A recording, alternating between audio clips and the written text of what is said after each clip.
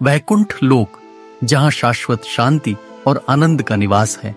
वहां चारों ओर स्वर्णिम आभा बिखरी हुई है। मंद मंद सुगंधित वायु बह रही है और आकाश में दिव्य पुष्पों की वर्षा हो रही है। वैकुंठ के मध्य में भगवान विष्णु अपने शेषनाग शैया पर विराजमान हैं। उनके शरीर से नीलमणि के समान प्रभा प्रकट हो रही है। उनके एक हाथ में शंख, दूसरे में चक्र, तीसरे में गदा और चौथे में पद्म शोभायमान है। उनके चरणों के पास देवी लक्ष्मी आसीन हैं, जो कमल के समान तेजस्वी हैं। देवी लक्ष्मी अपने दिव्य रत्न जड़ित आसन पर बैठी हैं। उनके वस्त्र श्वेत और गुलाबी रंग के हैं, जो मंद सुगंध बिखेर रहे हैं। उनके मुखमंडल पर अद्भुत कांति है, जो संपूर्ण लोक को आलोकित कर रही है। वे प्रेम पूर्वक भगवान विष्णु के चरण दबा रही हैं और मंद मंद मुस्कुरा रही हैं। वातावरण अत्यंत शांत और आनंददायक है, परंतु विष्णु जी के मुखमंडल पर एक विशेष प्रकार की गंभीरता दृष्टिगोचर होती है। वे स्थिर दृष्टि से क्षीर सागर की लहरों को निहार रहे हैं, मानो किसी गहन विचार में लीन हो। देवी लक्ष्मी मंद मुस्कान के साथ, प्रभु, आप आज इतने शांत क्यों हैं? ऐसा प्रतीत होता है मानो किसी गहरे चिंतन में लीन हैं। क्या कोई विशेष विचार आपके मन में चल रहा है? भगवान विष्णु मृदु स्वर में, देवी, मैं सोच रहा हूं कि मुझे बहुत समय हो गया है पृथ्वी लोक पर गए हुए। मुझे अपने भक्तों से मिलना चाहिए, उनके जीवन को समीप से देखना चाहिए। देवी लक्ष्मी आश्चर्य से, पृथ्वी लोक? आप वहां क्यों जाना चाहते हैं प्रभु? वहां का जीवन तो कष्टमय है, न जाने कितने संघर्षों से भरा हुआ। वहां दुख, पीड़ा और मोहमाया का जाल फैला हुआ है। वैकुंठ में तो केवल आनंद ही आनंद है। भगवान विष्णु गंभीरता से, देवी, आपने सत्य कहा, परंतु यही मोह माया और संघर्ष ही तो जीवन का वास्तविक रूप है। मेरे भक्त कैसे जी रहे हैं, उनकी भक्ति कैसी है, उनका तप और उनकी श्रद्धा कितनी दृढ़ है, यह देखना आवश्यक है। जब तक मैं स्वयं नहीं देखूंगा, तब तक मैं ये नहीं जान पाऊंगा कि वे किस प्रकार से मेरा स्मरण करते हैं और उनके जीवन में किन किन कठिनाइयों का सामना करना पड़ रहा है। देवी लक्ष्मी आनंदित होकर, प्रभु, यदि आप पृथ्वी लोक जा रहे हैं तो मैं भी आपके साथ चलूंगी। मैंने पृथ्वी को बहुत समय से देखा नहीं है। मैं वहां की नदियों, पर्वतों, वनों और जीवों को समीप से देखना चाहती हूं। यह सुनकर विष्णु जी हल्की मुस्कान के साथ देवी लक्ष्मी की ओर देखते हैं। भगवान विष्णु थोड़े गंभीर स्वर में कहते हैं, देवी, तुम्हारा साथ पाकर मैं सदैव आनंदित रहता हूं, किंतु पृथ्वी पर तुम्हें एक नियम का पालन करना होगा। देवी लक्ष्मी चंचल मुस्कान के साथ कहती हैं, नियम? कैसा नियम प्रभु? भगवान विष्णु गंभीर स्वर में कहते हैं, जब हम पृथ्वी लोक पर जाएंगे तो तुम्हें वहां की किसी भी वस्तु को स्पर्श नहीं करना है, केवल दूर से देखना, अनुभव करना, परंतु किसी भी चीज को छूना नहीं। देवी लक्ष्मी यह सुनकर आश्चर्य में पड़ जाती हैं। वे विष्णु जी की ओर प्रश्नवाचक दृष्टि से देखती हैं, फिर कहती हैं, प्रभु, ये कैसी अजीब शर्त है? यदि मैं वहां जाऊंगी तो क्या केवल देखती ही रहूंगी? बिना छुए किसी वस्तु का आनंद कैसे लिया जा सकता है? देवी, संसार में हर वस्तु का एक मूल्य होता है। जब हम किसी वस्तु को ग्रहण करते हैं तो वह किसी न किसी के परिश्रम और संघर्ष का परिणाम होती है। हर छोटी से छोटी चीज के पीछे किसी का श्रम और परिश्रम छिपा होता है। यदि हम उसे बिना सोचे समझे छू लेते हैं या अपना बना लेते हैं तो हम उसके वास्तविक मूल्य को समझ नहीं पाते। इसलिए मैं चाहता हूं कि तुम केवल देखो, परंतु किसी भी चीज को अपने हाथ से ग्रहण न करो। देवी लक्ष्मी मुस्कुराते हुए थोड़ी चंचलता से कहती है, अच्छा प्रभु, यदि यही आपकी आज्ञा है तो मैं आपकी बात मानूंगी। मैं केवल पृथ्वी लोक के सौंदर्य का दर्शन करूंगी और कुछ भी स्पर्श नहीं करूंगी। भगवान विष्णु प्रसन्न होते हैं। वे अपने कमलासन से उठते हैं और अपने दाहिने हाथ से आकाश की ओर संकेत करते हैं। तुरंत ही दिव्य रथ आकाश से प्रकट होता है। यह रथ दिव्य प्रकाश से मंडित है, जो स्वर्ण और माणिक्यों से जड़ा हुआ है। इसमें 7 अद्भुत सफेद अश्व जुड़े हुए हैं, जिनकी गति वायु से भी तीव्र है। जैसे ही भगवान विष्णु और देवी लक्ष्मी रथ पर विराजमान होते हैं, वैकुंठ लोक के देवगण उनकी स्तुति करने लगते हैं। विष्णु जी और देवी लक्ष्मी का दिव्य रथ आकाश से पृथ्वी की ओर बढ़ता है। जैसे जैसे वे नीचे आते हैं, पृथ्वी का मनमोहक दृश्य उभरने लगता है। वर्षा ऋतु अपने पूर्ण यौवन पर है। नील गगन में श्वेत बादलों की कतारें विचर रही हैं, शीतल बयार बह रही है, चारों ओर हरियाली लहलहा रही है, वृक्षों पर मोर नृत्य कर रहे हैं, कोयल मधुर स्वर में गा रही है, नदियां कलकल बह रही हैं और खेतों में किसान हल चला रहे हैं। जैसे ही रथ पृथ्वी लोक के आकाश में प्रवेश करता है, वहां का वातावरण अद्भुत प्रतीत होता है। वर्षा ऋतु का आगमन हो चुका है।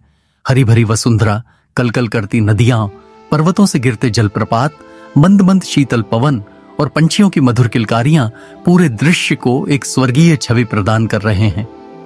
देवी लक्ष्मी हर्षित होकर, प्रभु, यहां का वातावरण तो बहुत मनोरम है। पृथ्वी पर हरियाली की छटा देखते ही बनती है। मुझे यह स्थान अत्यंत प्रिय लग रहा है। भगवान विष्णु मुस्कुराते हुए, हां देवी, यह वही धरती है जहां जन्म मरण का चक्र चलता रहता है। यही संसार का नियम है। यहां कुछ भी स्थायी नहीं है। रथ धीरे धीरे एक सुंदर बगीचे के समीप आकर रुकता है। इस बगीचे में तरह तरह के रंग बिरंगे पुष्प खिले हुए हैं। विशेष रूप से लाल गुलाबी गुलाबों की क्यारी अद्भुत शोभा बढ़ा रही है। देवी लक्ष्मी गुलाबों को देखकर मंत्रमुग्ध हो जाती हैं और बोल उठती हैं, अरे ये गुलाब कितने सुंदर हैं। एक सुंदर बगीचा जहां विभिन्न प्रकार के पुष्प खिले हुए हैं। हल्की बारिश के बाद वातावरण और भी मोहक हो गया है। गुलाबों की क्यारियां ताजगी से खिल उठी हैं। मंद पवन पुष्पों की सुगंध को चारों ओर फैला रही है। चिड़ियों की चहचहाहट से वातावरण मधुर हो उठा है। भगवान विष्णु और देवी लक्ष्मी बगीचे में टहल रहे हैं।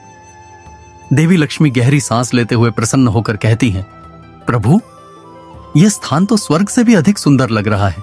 ये वर्षा की बूंदें, ये हरियाली, ये कोमल पुष्प, सब कुछ कितना अद्भुत है। मुझे इस धरती लोक का सौंदर्य देखकर अत्यंत आनंद मिल रहा है। भगवान विष्णु मुस्कुराते हुए कहते हैं, हां देवी, पृथ्वी पर प्रकृति अपनी संपूर्ण छटा बिखेरती है। यही कारण है कि यह लोक जीवन से परिपूर्ण है। धीरे धीरे बगीचे के मध्य पहुंचते हैं। देवी लक्ष्मी गुलाबों को देखकर मंत्रमुग्ध हो जाती है। अरे, यह पुष्प तो अतुलनीय रूप से सुंदर है। इनकी सुगंध तो हृदय को मोहित कर रही है। उनका मन इन गुलाबों को पास से देखने के लिए व्याकुल हो उठता है। वे अपने प्रभु की दी हुई आज्ञा को भूल जाती हैं। उनकी कोमल उंगलियां अनायास से ही एक पूर्ण खिले हुए गुलाब की ओर बढ़ जाती हैं। भगवान विष्णु गंभीरता से देवी लक्ष्मी की ओर देखते हुए, देवी, स्मरण रहे, आपने वचन दिया था कि तुम पृथ्वी लोक की किसी भी वस्तु को स्पर्श नहीं करोगी। लेकिन तब तक बहुत देर हो चुकी होती है। देवी लक्ष्मी अपने मोह को रोक नहीं पाती और एक लाल गुलाब तोड़ लेती हैं।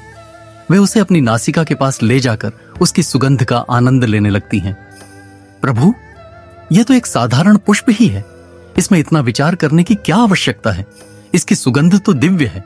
क्या यह नियम इतना कठोर था कि एक पुष्प को भी स्पर्श न करूं? भगवान विष्णु के मुखमंडल पर गंभीरता के भाव गहरे होते जाते हैं। वे अपने स्थान पर स्थिर खड़े रहते हैं, परंतु उनकी दृष्टि कठोर और चिंतनशील हो जाती है और कहते हैं, देवी, आपने मेरी आज्ञा का उल्लंघन किया। यह केवल एक पुष्प नहीं है, यह किसी के श्रम का परिणाम है। यह बगीचा मेरे एक भक्त का है, जो अपने परिश्रम से इन पुष्पों को उगाता है और अपने जीवन यापन के लिए इन पर निर्भर है। देवी लक्ष्मी मुस्कुराते हुए अहंकारपूर्ण स्वर में, प्रभु, आप इस साधारण पुष्प के लिए इतना गंभीर क्यों हो रहे हैं? यह कोई मूल्यवान वस्तु नहीं है। यह तो केवल एक गुलाब है जो यहां हजारों की संख्या में खिले हुए हैं। इस छोटे से पुष्प से आपके भक्त को क्या हानि हो सकती है?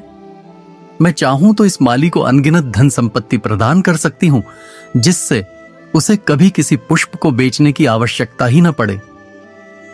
भगवान विष्णु क्रोधित स्वर में, देवी, यही तो आपका अहंकार है।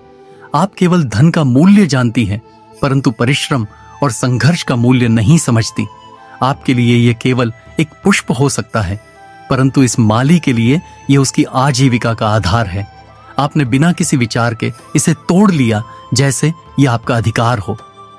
देवी लक्ष्मी के चेहरे पर अब भी अहंकार की झलक बनी हुई थी। वे इस बात को कोई विशेष महत्व नहीं देती। देवी लक्ष्मी हल्की हंसी के साथ थोड़े व्यंग्यात्मक स्वर में, प्रभु, आप इस बात को इतनी गंभीरता से क्यों ले रहे हैं? मैं चाहूं तो इस बगीचे को ही सोने और रत्नों से भर सकती हूं। इस माली को इतना धन दे सकती हूं कि वह जीवन भर कोई कार्य न करे। भगवान विष्णु यह सुनकर और अधिक गंभीर हो जाते हैं। उनके मुख पर अब क्रोध के स्पष्ट भाव उभर आते हैं। उनका स्वर पहले से भी अधिक कठोर हो जाता है। भगवान विष्णु दृढ़ स्वर में देवी लक्ष्मी की ओर देखते हुए, देवी, यही आपकी सबसे बड़ी भूल है। धन ही सब कुछ नहीं होता, परिश्रम का अपना महत्व होता है। आपने अपने अहंकार में इसे नहीं समझा, इसलिए अब आपको इसका मूल्य सीखना होगा। मैं शाप देता हूं कि आपका सारा वैभव और ऐश्वर्य साथ छोड़ देगा। आप स्वयं इस माली के घर एक साधारण कन्या के रूप में जन्म लेंगी और वहीं रहकर सीखेंगी कि श्रम का वास्तविक मूल्य क्या होता है। भगवान विष्णु के शब्दों के साथ ही देवी लक्ष्मी का दिव्य रूप परिवर्तित होने लगता है। उनके शरीर की स्वर्णिम आभा धीरे धीरे मध्यम होने लगती है। उनके वस्त्र बदल जाते हैं और वे एक छोटी सी कन्या में बदल जाती हैं। उनकी आंखों में भय और विस्मय के भाव उमड़ आते हैं और कहती हैं, प्रभु, ये आपने क्या किया? मैं एक छोटी कन्या में परिवर्तित हो गई हूं। मेरा सारा ऐश्वर्य कहां चला गया? भगवान विष्णु, आपको इसका उत्तर तभी मिलेगा जब तुम स्वयं संघर्ष करोगी और परिश्रम का मूल्य समझोगी। अब आपको इसी बगीचे के माली के घर रहकर यह सीखना होगा। जब तक आप यह नहीं समझ लेती कि धन का मूल्य परिश्रम से अधिक नहीं होता, तब तक यह शाप बना रहेगा। यह कहकर भगवान विष्णु अंतर्धान हो जाते हैं। बगीचे का कोना, जहां एक छोटी कन्या बनी देवी लक्ष्मी अकेली है। उनकी आंखों में भय और असहायता झलक रही है। वे रो रही हैं।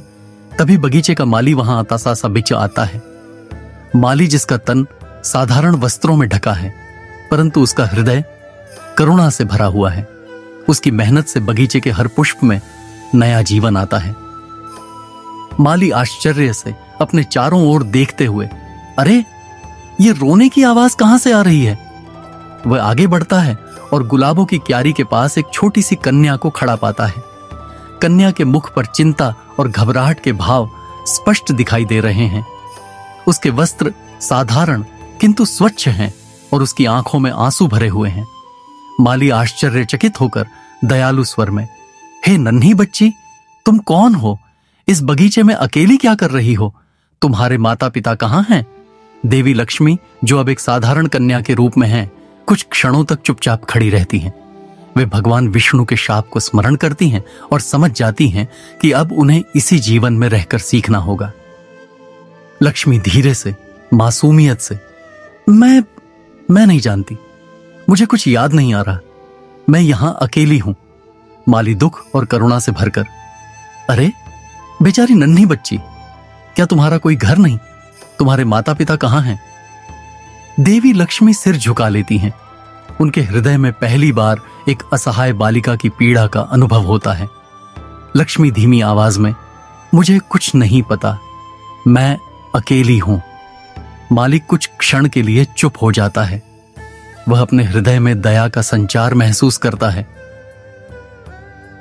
माली स्नेहपूर्वक कहता है, तो फिर बेटी, अब से तुम मेरे साथ चलो, मैं तुम्हें अपने घर ले चलता हूं। माली अपनी गोद में कन्या को उठाकर अपने छोटे से घर की ओर बढ़ता है। उसका घर बगीचे के पास ही स्थित एक साधारण झोपड़ी है। वहां उसकी पत्नी एक चूल्हे पर रोटियां बना रही होती है। झोपड़ी का वातावरण तो साधारण है, परंतु उसमें एक अजीब सी आत्मीयता और शांति व्याप्त है। माली की पत्नी मुस्कुराते हुए लेकिन आश्चर्य से, अरे ये बच्ची कौन है? कहां से लाए इसे? माली कहता है, मुझे ये बगीचे में अकेली मिली। इसकी आंखों में भय और असहायता थी। मुझे लगा कि यह अनाथ है, इसे हमारी सहायता की आवश्यकता है। क्या हम इसे अपनी बेटी बना सकते हैं? माली की पत्नी पहले तो कुछ क्षण के लिए सोचती है, फिर उसकी आंखों में ममता उमड़ आती है। वह मुस्कुराते हुए कन्या को अपनी गोद में ले लेती है और कहती है, क्यों नहीं, हमारे लिए तो यह देवी के समान है। इसे हमारी बेटी बनकर हमारे घर में रहना चाहिए। देवी लक्ष्मी, जो अब इस साधारण जीवन में प्रवेश कर चुकी हैं, पहली बार इस नए संसार को अनुभव करती हैं। वह घर जहां कोई ऐश्वर्य नहीं, कोई रत्न माणिक्य नहीं, केवल परिश्रम और स्नेह से भरा जीवन है। लक्ष्मी धीरे से मन ही मन, क्या यही जीवन होता है? इतना साधारण परंतु इतना आत्मीय। अब देवी लक्ष्मी को इस परिवार के साथ रहना होगा, परिश्रम करना होगा, कष्ट सहने होंगे और सीखना होगा कि वास्तव में जीवन में परिश्रम का मूल्य क्या होता है। माली का घर एक साधारण झोपड़ी, जहां अंदर एक का चूल्हा जल रहा है। माली की पत्नी भोजन बना रही है और पास में देवी लक्ष्मी, जो अब एक छोटी कन्या के रूप में है, चुपचाप बैठी हैं। उनके चेहरे पर एक नए जीवन की जिज्ञासा और हल्की चिंता झलक रही है। माली स्नेहपूर्वक लक्ष्मी की ओर देखकर, बेटी, अब से यही तुम्हारा घर है। तुम्हें किसी चीज की चिंता करने की जरूरत नहीं। हम तुम्हें अपनी संतान की तरह रखेंगे। और उसकी पत्नी भी कहती है, हां बेटी, अब तुम हमारी बेटी हो। तुम्हारा नाम क्या है? लक्ष्मी कुछ क्षण के लिए चुप रहती है। उन्हें याद आता है कि वे स्वयं लक्ष्मी हैं, वैकुंठ की देवी, परंतु अब उन्हें एक साधारण कन्या के रूप में जीवन जीना होगा। वे सिर झुका लेती हैं और सोचती हैं कि क्या कहना चाहिए। देवी लक्ष्मी धीमे स्वर में, मेरा कोई नाम नहीं है। माली और माली की पत्नी दोनों लोग कहते हैं, कोई बात नहीं बेटी, तो फिर अब से तुम्हारा नाम पद्मा होगा। यह नाम बहुत सुंदर है, वैसे ही है जैसे तुम। लक्ष्मी, जो अब पद्मा कहलाने लगी हैं, धीरे से सिर हिला देती हैं। उन्हें पहली बार इस नए जीवन का अनुभव हो रहा है। अगले दिन से पद्मा के जीवन में परिवर्तन आ जाता है। माली और उसकी पत्नी सुबह जल्दी उठते हैं। सूरज की पहली किरण के साथ ही उनका दिन शुरू होता है। माली बगीचे में काम करने जाता है और उसकी पत्नी घर के कामों में लग जाती है। पद्मा को भी अब इस साधारण जीवन का हिस्सा बनना होता है। माली की पत्नी कहती है, पद्मा बेटी, आओ, मैं तुम्हें घर के छोटे छोटे काम सिखाती हूं। पद्मा पहली बार घर के कामों में हाथ बटाने की कोशिश करती है। उन्हें पहली बार अनुभव होता है कि भोजन बनाना, घर साफ करना और पानी भरना कितना कठिन कार्य है। पहले जब वे देवी लक्ष्मी थीं, तो एक विचार से ही सारा ऐश्वर्य उपस्थित हो जाता था। माली का घर एक साधारण झोपड़ी, जहां सुबह की हल्की रोशनी प्रवेश कर रही है। माली की पत्नी आंगन में झाड़ू लगा रही है और पास ही में छोटी कन्या बनी देवी लक्ष्मी, जो अब पद्मा कहलाती हैं, बैठी हुई हैं। उनके चेहरे पर अब भी एक अजीब सी उलझन है। जो जीवन उन्होंने कभी जाना ही नहीं, उसमें अब उन्हें रहना पड़ रहा है। माली की पत्नी स्नेहपूर्वक पद्मा की ओर देखते हुए, बेटी, आओ, मैं तुम्हें कुछ सिखाऊं। घर के छोटे छोटे काम करना सीखोगी तो अच्छा लगेगा। पद्मा कुछ क्षण तक सोचती है। उनके भीतर अहंकार अभी भी शेष है। वे स्वयं लक्ष्मी हैं, वैकुंठ की देवी, जिन्हें सृष्टि में सबसे शक्तिशाली और समृद्ध कहा जाता है। लेकिन अब वे एक साधारण बालिका के रूप में हैं। वे धीरे धीरे उठती हैं और अपनी गोरी नाजुक उंगलियों से झाड़ू पकड़ने की कोशिश करती हैं, लेकिन उनका मन असहज महसूस करता है। पद्मा संकोच से, मां, ये काम मैं कैसे करूं? माली की पत्नी मुस्कुराते हुए प्यार से, कोई बात नहीं बेटी, धीरे धीरे सीख जाओगी। सब काम करने से ही आता है। देखो, जैसे मैं ये झाड़ू पकड़ती हूं, वैसे ही तुम पकड़ो। पद्मा अनमने भाव से झाड़ू पकड़ती हैं, लेकिन जैसे ही वे सफाई करने की कोशिश करती हैं, धूल उड़ने लगती है। उन्हें इस काम की आदत नहीं है, इसलिए वे आंखें बंद कर लेती हैं और खांसने लगती हैं। पद्मा नाखुश होकर, मां, ये तो बहुत कठिन है। माली की पत्नी हंसते हुए, बेटी, हर काम कठिन ही लगता है जब तक हम उसे करने की आदत नहीं डालते। लेकिन यह भी सोचो कि अगर हम सफाई ना करें तो यह घर कितना गंदा लगेगा। पद्मा कुछ क्षण तक सोचती हैं।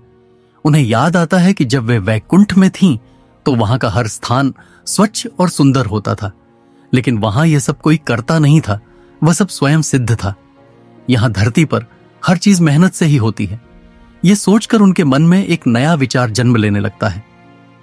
पद्मा धीरे से आत्ममंथन करते हुए, क्या यही जीवन का वास्तविक रूप है? परिश्रम के बिना कुछ भी संभव नहीं। कुछ दिन बीत जाते हैं। पद्मा धीरे धीरे घर के छोटे छोटे कामों में हाथ बटाने लगती हैं। एक दिन माली उन्हें अपने साथ बगीचे में ले जाता है, जहां वह फूलों की देखभाल करता है। माली पद्मा से कहता है, बेटी, आओ, आज तुम्हें दिखाता हूं कि यह बगीचा कैसे फलता फूलता है। देखो, इन पौधों को रोज पानी देना पड़ता है, मिट्टी को ठीक करना पड़ता है, तभी ये सुंदर फूल खिलते हैं।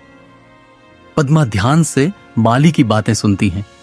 वे उसे देखकर वैसा ही करने की कोशिश करती हैं, लेकिन जैसे ही वे पानी का घड़ा उठाने की कोशिश करती हैं, वह भारी पड़ जाता है। वे लड़खड़ा जाती हैं और पानी जमीन पर गिर जाता है। पद्मा निराश होकर, पिताजी, यह तो बहुत कठिन है। माली हंसते हुए, बेटी, कोई भी काम पहली बार में आसान नहीं होता। जब मैं छोटा था तब मैं भी कई बार गिरा था, लेकिन धीरे धीरे सीख गया। मेहनत का सबसे बड़ा फल यही है कि वह हमें आत्मनिर्भर बनाती है। पद्मा माली की बातों पर गंभीरता से सोचने लगती हैं। अब तक उन्हें लगता था कि धन ही सबसे बड़ी शक्ति है, लेकिन अब वे समझने लगी हैं कि बिना मेहनत के धन का भी कोई मूल्य नहीं है। कुछ महीनों में पद्मा घर के और बगीचे के कामों में माली और उसकी पत्नी की सहायता करने लगती हैं। वे अब पहले जैसी नाजुक और अहंकारी नहीं रहीं। उनके भीतर एक नया आत्मविश्वास जन्म ले रहा है। एक दिन माली की पत्नी कुछ बीमार हो जाती है और घर का सारा काम पद्मा को करना पड़ता है। वे पहली बार अकेले रोटियां बनाती हैं, बर्तन धोती हैं और घर की सफाई करती हैं। जब माली घर लौटता है तो वह देखता है कि उसकी बेटी पद्मा ने पूरे घर को संभाल लिया है। माली आश्चर्य और गर्व से, बेटी, तुमने तो बहुत अच्छा काम किया। देखो, तुमने मेहनत से सब कुछ सीख लिया। पद्मा पहली बार अपने भीतर एक अजीब सा आनंद महसूस करती है। यह आनंद वैकुंठ के ऐश्वर्य से अलग था। यह आत्मसंतोष का आनंद था। उन्हें पहली बार महसूस होता है कि मेहनत करने के बाद जब उसका फल मिलता है तो उसका सुख कितना अद्भुत होता है। एक दिन माली की पत्नी लक्ष्मी को बाजार भेजती है। उसे कुछ अनाज और सब्जियां खरीदनी है। माली ने उसे कुछ सिक्के दिए हैं। पद्मा जब बाजार पहुंचती है तो वहां तरह तरह की चीजें बिक रही होती हैं। आकर्षक वस्त्र, गहने, मिठाइयां। वे पहले इन चीजों को देखकर ललचा जाती हैं, लेकिन फिर सोचती हैं कि अगर उन्होंने पैसा व्यर्थ खर्च कर दिया तो घर में भोजन नहीं बनेगा। वे आवश्यक चीजें खरीदकर घर लौटती हैं और माली और उसकी पत्नी उनकी समझदारी से प्रसन्न होते हैं। माली की पत्नी प्रसन्न होकर कहती है, बेटी, तुमने सीख लिया कि धन केवल संग्रह करने के लिए नहीं, बल्कि सही ढंग से उपयोग करने के लिए होता है। पद्मा मन में सोचते हुए हल्की मुस्कान के साथ, शायद यही वह पाठ था जो प्रभु मुझे सिखाना चाहते थे। माली का घर रात का समय है। हल्की चांदनी झोपड़ी के चारों ओर फैल रही है। माली और उसकी पत्नी गहरी नींद में सो रहे हैं, लेकिन पद्मा, देवी लक्ष्मी आंगन में बैठी आकाश की ओर देख रही हैं। उनके मन में कई विचार उमड़ घुमड़ रहे हैं। वे अब पहले जैसी नहीं रहीं। वे अब मेहनत और परिश्रम का मूल्य समझने लगी हैं। उन्हें वैभव से अधिक कर्म का महत्व प्रतीत होने लगा है। पद्मा स्वयं से गहरी सोच में डूबी हुई, क्या मैं सच में बदल गई हूं? क्या यही जीवन का सत्य है? क्या मैंने जो सीखा वही असली धन है? तभी अचानक आसमान में एक दिव्य प्रकाश प्रकट होता है। स्वर्णिम आभा से पूरा आंगन चमक उठता है। एक तेजस्वी छवि प्रकट होती है। भगवान विष्णु अपने दिव्य रूप में खड़े हैं। उनके चारों हाथों में शंख, चक्र, गदा और पद्म है। उनके मुख पर मंद मुस्कान है, लेकिन आंखों में गंभीरता झलक रही है। विष्णु जी गंभीर किंतु स्नेहपूर्ण स्वर में, हे देवी लक्ष्मी, क्या अब आपने समझ लिया कि हर वस्तु का अपना मूल्य होता है? क्या आपको अब झांत हुआ कि परिश्रम से अर्जित धन ही सच्चा धन होता है? पद्मा, जो अब तक स्वयं को एक साधारण कन्या के रूप में देखने लगी थी, अचानक समझ जाती हैं कि यह परीक्षा समाप्त होने वाली है। वे धीरे धीरे उठती हैं और भगवान विष्णु के चरणों में सिर झुका देती हैं। उनके नेत्रों से अश्रु बहने लगते हैं। पद्मा विनम्र स्वर में अश्रुपूर्ण नेत्रों से, प्रभु, अब मुझे समझ आ गया है। मैं अपने ऐश्वर्य के अभिमान में यह भूल गई थी कि धन से बड़ा कोई नहीं, लेकिन मैंने यहां रहकर सीखा कि धन केवल तभी मूल्यवान होता है जब वह परिश्रम और कर्तव्य से अर्जित किया जाए। माली और उसकी पत्नी ने सिखाया कि मेहनत ही जीवन की सबसे बड़ी पूंजी है। मैं भूल गई थी कि मैं स्वयं केवल धन की देवी नहीं, बल्कि परिश्रम और सद्गुणों की भी अधिष्ठात्री हूं। अब मैं इस सत्य को पूरी तरह स्वीकार करती हूं। विष्णु जी मुस्कुराते हुए, लक्ष्मी, यही शिक्षा तुम्हें प्राप्त करनी थी। अब तुम्हारा शाप समाप्त होता है। तुम्हें तुम्हारा दिव्य रूप पुनः प्राप्त होगा। जैसे ही विष्णु जी अपना वरदान देते हैं, पद्मा के शरीर से दिव्य प्रकाश निकलने लगता है। उनका बाल रूप धीरे धीरे परिवर्तित होने लगता है और कुछ ही क्षणों में वे पुनः देवी लक्ष्मी के रूप में प्रकट हो जाती हैं, स्वर्णिम आभा से युक्त, कमल के समान तेजस्वी और दिव्य आभूषणों से सुशोभित। इतनी दिव्यता से वातावरण भर जाता है कि माली और उसकी पत्नी की आंखें खुल जाती हैं। वे जब देखते हैं कि उनकी बेटी बनी पद्मा अब स्वयं माता लक्ष्मी हैं, तो वे हतप्रभ रह जाते हैं। वे भय और श्रद्धा से कांपते हुए उनके चरणों में गिर जाते हैं। माली आश्चर्य और श्रद्धा से, मां, आप तो स्वयं देवी लक्ष्मी हैं, हमें क्षमा करें, हम आपको पहचान न सके। लक्ष्मी स्नेहपूर्वक आशीर्वाद देते हुए, नहीं भक्त, तुमने मुझे पहचानने की आवश्यकता नहीं थी। तुमने जो प्रेम, करुणा और परिश्रम का पाठ पढ़ाया, वही मेरी असली पहचान थी। तुम और तुम्हारी पत्नी सच्चे अर्थों में धनवान हो, क्योंकि तुम्हारे पास परिश्रम, स्नेह और संतोष का धन है। मैं तुम दोनों को आशीर्वाद देती हूं कि तुम्हारे घर में कभी भी धन और समृद्धि की कमी न हो। देवी लक्ष्मी के आशीर्वाद से माली के घर में दिव्य प्रकाश फैल जाता है। उसकी झोपड़ी तुरंत ही एक सुंदर, स्वच्छ और समृद्ध कुटिया में परिवर्तित हो जाती है। उनके बगीचे में असंख्य पुष्प खिल उठते हैं और वहां की भूमि पहले से अधिक उपजाऊ हो जाती है। माली और उसकी पत्नी की आंखों में कृतज्ञता के आंसू भर आते हैं।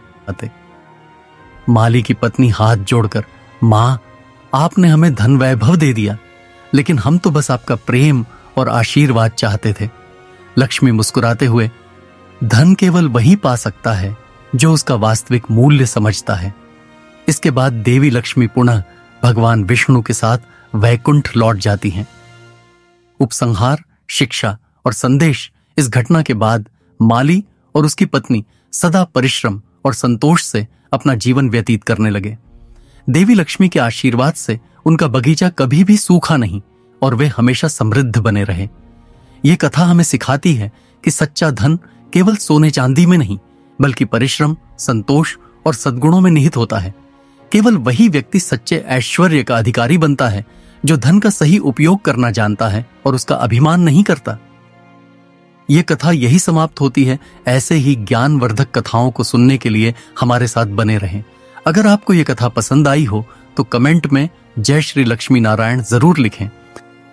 आपका सहृदय धन्यवाद।